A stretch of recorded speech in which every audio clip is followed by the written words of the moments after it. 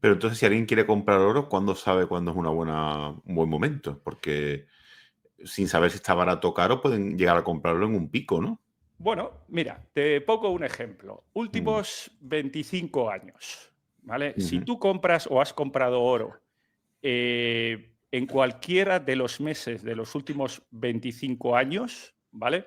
Sí. El único mes y lo mantienes más de un año, ¿eh? El único mes o el mes donde menos hubieras ganado sería en agosto del 2011, que hubieras ganado solo un 4,65% anual, ¿vale?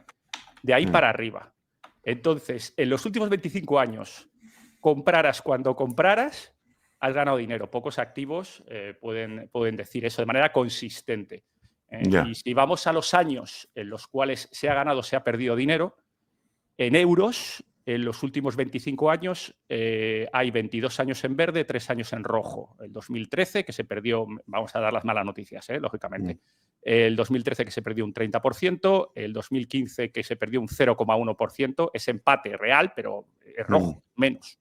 Y en 2017 un menos 0,9%. El resto de los años es positivo. Y esto es un poco por la evolución de la economía.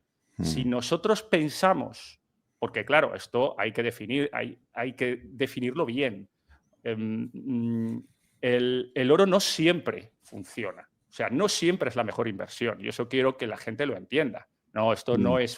Esto no, los activos no son equipos de fútbol. O sea, yo no soy un hincha ya. ferviente del oro y tengo oro cueste lo que cueste porque sí, pues y solo tengo oro. Para nada. Yo también invierto en dividendos, también invierto en inmobiliario, invierto en muchas cosas, ¿no? Lo que pasa es que, bueno, pues me gusta especialmente la parte de oro y plata y vamos a decir que me he hecho más divulgador de esa parte. Mm, Pero el oro no tiene por qué ser siempre el campeón del mundo, ni muchísimo menos. De hecho, tuvo unas épocas muy malas en los años 90, en los años 80, en los años 90.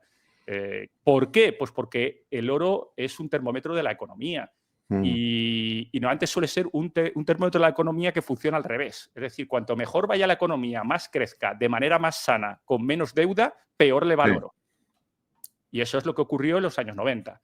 Luego, desde los años 2000, 2010, ¿no? La primera decena y Mm, lo que llevamos de la segunda década, pues la verdad es que ya sabemos, deuda totalmente por las nubes, inflación, la gente se nota que no crece la economía de manera sana, se crece a base de deuda, ¿no? Entonces ahí el oro siempre va a funcionar, porque en los ciclos del oro hablamos de años, por no decir décadas. O sea, el oro no, claro. no va bien ahora y va mal mañana, o al revés, o no va mal ayer y va a ir hoy bien, sino que hablamos de, insisto, de décadas. Los últimos, por ejemplo, 20 años es un ciclo completo del oro, los últimos 20 años, donde no ha perdido, siempre ha ganado, salvo estos 3 años. Sin embargo, en los años 90, pues no ocurría así. Fue un ciclo desde el año prácticamente 83, 84 hasta el año 99, 2000, que fue terrorífico, porque fue un año de expansión, cayó la Mm, Unión Soviética, los mercados se abrieron, fue el momento de la globalización, o una globalización de mercados mucho más importante, donde lógicamente las empresas fueron y mejoraron mucho el comportamiento del oro. Y esto pues no ha ocurrido así. ¿Tú crees que, o sea, tú dices que el oro al final es un valor, has dicho antes, de riesgo cero, ¿no? ¿Tú crees que el Sí. oro no puede tener ningún tipo de riesgo? Es decir, porque el oro realmente tiene tres cosas, ¿no? El valor de refugio, ¿no? Que la gente le da un valor refugio que es artificial, por así decirlo, y luego sería el uso industrial y de joyería, que a diferencia del Bitcoin tiene eso. O sea, que en un momento dado, si el oro cero cero nunca va a llegar a valer, porque el oro no se usa más a nivel industrial por el valor que tiene, pero si perdiese el valor refugio, siempre le quedaría ese valor, ¿no? El industrial y el de joyería. Sí, a ver, el oro tiene un riesgo cero de una manera conceptual en el sentido que si tú tienes una moneda de oro en la mano, Mm, es tuya. Es decir, da igual quién gobierne, da igual en qué país estés, da igual en qué momento de la historia estés. Porque el oro siempre ha tenido valor. Del año 3000 antes de Cristo siempre hay valor. Da igual en qué religión profeses. Ahora mismo, y hace 50 años, y hace 100 años, y hace 150 años, tú ves una moneda dorada en el suelo y te agachas a recogerla, a ver qué es. Luego será oro o no será oro, pero de momento te agachas. Cosa que no pasa con un montón de, bueno, con casi nada, ¿no? Ya poca gente se agacha para buscar cosas.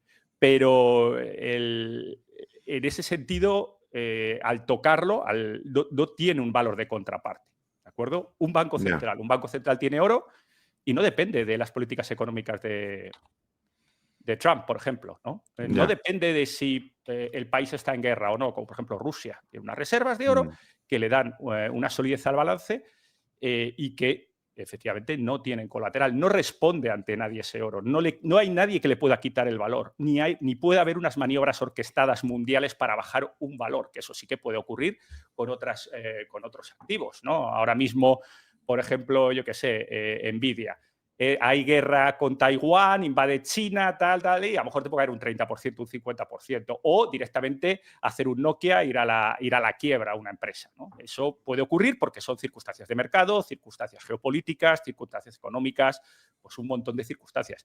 El oro no, el oro es oro, o sea, no, yo no voy a decir está por encima del bien y del mal, pero sí, desde luego, no depende de un solo factor ni de un solo participante en el mercado. Depende de la economía en general.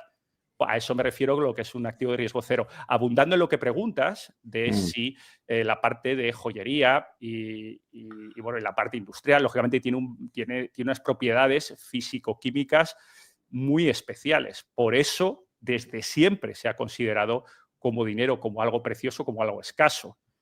Es un metal con una maleabilidad extraordinaria, una facilidad exactamente para hacer adornos, para hacer joyería. Luego tiene sus cosas, como por ejemplo que es muy blando, ¿no? Que se raya con solo mirarlo. Pues la joyería normalmente siempre va aleada. Y las monedas antiguas que se usaban para el patrón oro, que eran las monedas de circulación, también estaban aleadas, pero era para eso, para proteger un poquito. Si van de bolsillo y de mano a mano, lógicamente se daña.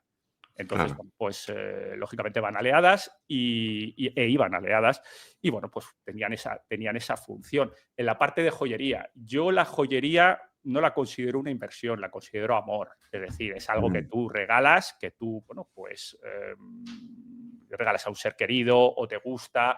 Es un tema emocional, no es un tema de inversión. Por supuesto, tiene oro, por supuesto, ese oro a cambio spot tiene un valor, pero también tiene un diseño, también tiene un trabajo artesano, que eso hay que valorarlo, que se podrá valer mucho o podrá valer poco.